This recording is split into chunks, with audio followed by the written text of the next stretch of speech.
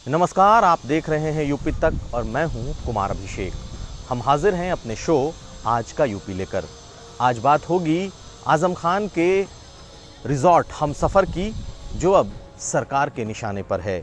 बात हाईकोर्ट के उस फैसले की कि आखिर ताजिया दफनाने को लेकर हाईकोर्ट ने अपने आदेश में क्या कहा, और क्राइम में वो खबर कि चलती हुई बस में एक लड़की के साथ क्लीनर ने किया है रेप। तो चलते हैं हम अपनी खबरों की तरफ। मुख्तार अंसारी और अतीक अहमद के बाद अब अगला निशाना आज़म खान है। आज़म खान के रामपुर के हमसफ़र रिजॉर्ट पर अब बुलडोज़र चलाने की तैयारी हो रही है। सरकार ने नोटिस देकर कहा है कि 15 दिनों के अंदर इस हमसफ़र रिजॉर्ट को खाली करें, नहीं तो इस पर बुलडोज़र चलेगा। दरअसल हमसफ़र रिजॉर्ट का नक्शा जिला पंचायत के द्वारा पास किया गया है, जिसे प्रशासन ने गलत मानते हुए इसका निरस्तीकरण कर दिया था। रामपुर डेवलपमेंट अथॉरिटी ने कहा है कि गलत तरीके से इस नक्शे को पास कराया गया, इसलिए अब ये नक्शा भी अवैध है। कुल मिलाकर आज़म खान और उनके परिवार को इस बाबत नोटिस भेजी गई है और उन्हें 15 दिनों के अंदर इसे खाली करने को कहा गया है, और अगर ये 15 दिनों में खाली नहीं हुआ तो इसके ध्वस्तीकरण का किराया भी उनसे ही वसूला जाएगा। कुल मिलाकर आज़म खान की मुश्किलें कम होती नहीं दिखाई दे रहीं। चलते हैं अपनी अगली खबर की तरफ। इलाहाबाद हाई कोर्ट ने मुहर्रम के ताजिया दफनाने को लेकर आज योगी सरकार को एक बड़ी राहत दी है।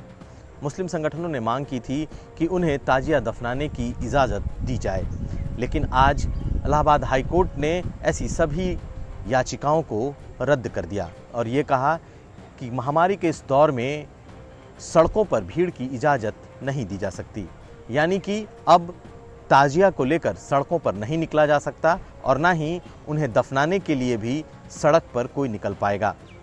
हाईकोर्ट ने आज के अपने आदेश में कहा कि रथ यात्रा की स्थितियां बिल्कुल अलग थीं और मुहर्रम के ताजिए की स्थितियां अलग हैं। वहां सिर्फ एक जगह एक परमिशन की बात थी, जबकि मुहर्रम के ताजिए गांव-गांव और शहर-शहर होते हैं, इसलिए उन्हें ताजिया दफनाने की इजाज़त नहीं दी जा सकती। इसके बाद कलवे जवाद ने कहा कि लोग अपने अपने घरों में ही ताजिया रखें और घरों से ही ऑनलाइन तकरीरें करें। कुल मिलाकर ये योगी सरकार को एक बड़ी राहत है, क्योंकि तमाम मुस्लिम संगठनों ने और धर्मगुरुओं ने ये कहा था कि कम से कम ताजिया को दफनाने की इजाज़त दी जानी चाहिए। चलते हैं अपनी अगली खबर की तरफ। मुख्तार अंसारी के साम्राज्य पर योगी सरकार का बुलडोज़र चलना जारी है। मऊ में आज दक्षिण टोला इलाके के रैनी की एक ज़मीन पर आज प्रशासन ने बुलडोज़र चलाया। एफसीआई के गोदाम के पास एक दलित की ज़मीन को कब्जा करने के आरोप में जांच हुई थी और उसके बाद प्रशासन ने पाया कि कई एकड़ की दलितों की ज़मीन को मुख्तार अंसारी के गिरोह ने कब्जा करके रखा हुआ है, और उसके बाद प्रशासनिक जांच के बाद आज इसका ध्वस्तीकरण किया गया, यानी कि आज बकायदा उस ज़मीन को खाली कराने के लिए जेसीबी मशीन लगाकर उसके पूरे बाउंड्री वॉल को तोड़ दिया गया। बताया ये जा रहा है कि इस इलाके में मुख्तार अंसारी ने कई ज़मीनों को गलत तरीके से कब्जा करके रखा है, और जब मुहिम शुरू हुई है तो उसके तहत इस ज़मीन को भी आज खाली करा लिया गया। ये दलितों की ज़मीन थी जो अवैध तरीके से मुख्तार अंसारी और उनके गिरोह के कब्जे में थी।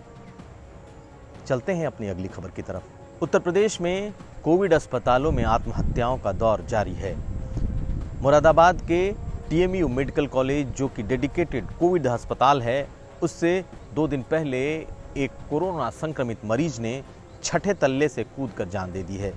ये बैंक मैनेजर थे और आरोप ये है कि अस्पताल में सही तरीके से देखभाल नहीं होने की वजह से परेशान थे और फिर इन्होंने 6ठे तल्ले से कूदकर आत्महत्या कर ली।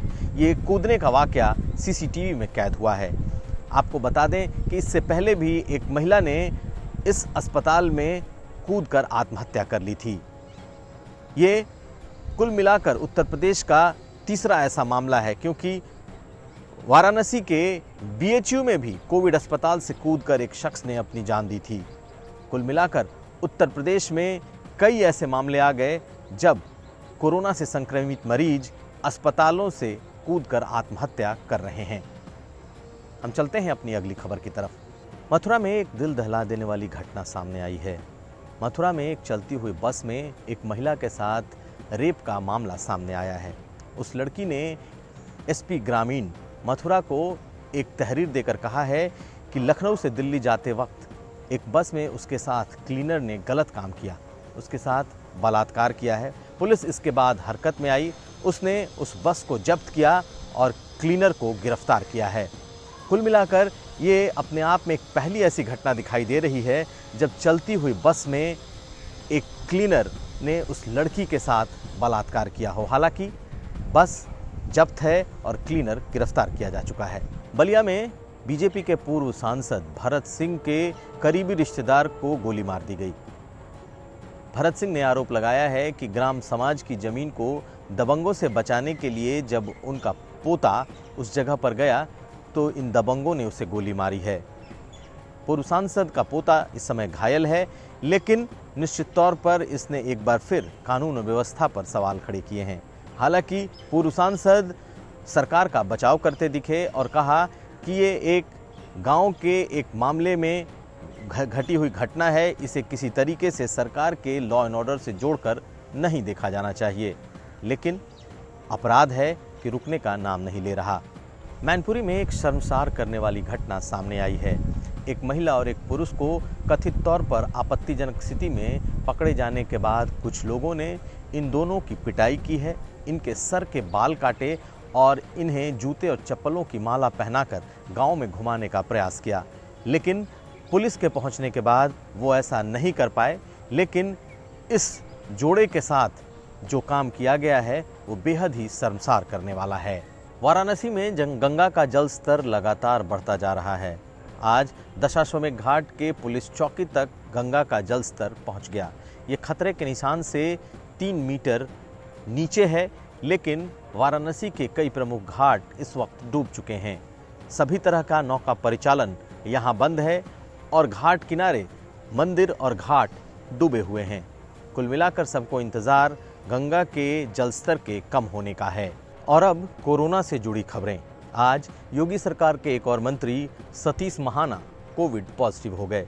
ट्वीट कर उन्होंने इसकी जानकारी दी और अपने संपर्क में आए लोगों को कोरोना जांच करा लेने की अपील की। पूर्व मुख्यमंत्री जगदम्बिका पाल भी कोविड पॉजिटिव हैं। एक और बात, लखनऊ में एक डेटा सामने आया है जिसमें कई लोग बार बार अपना कोविड टेस्ट करा रहे हैं।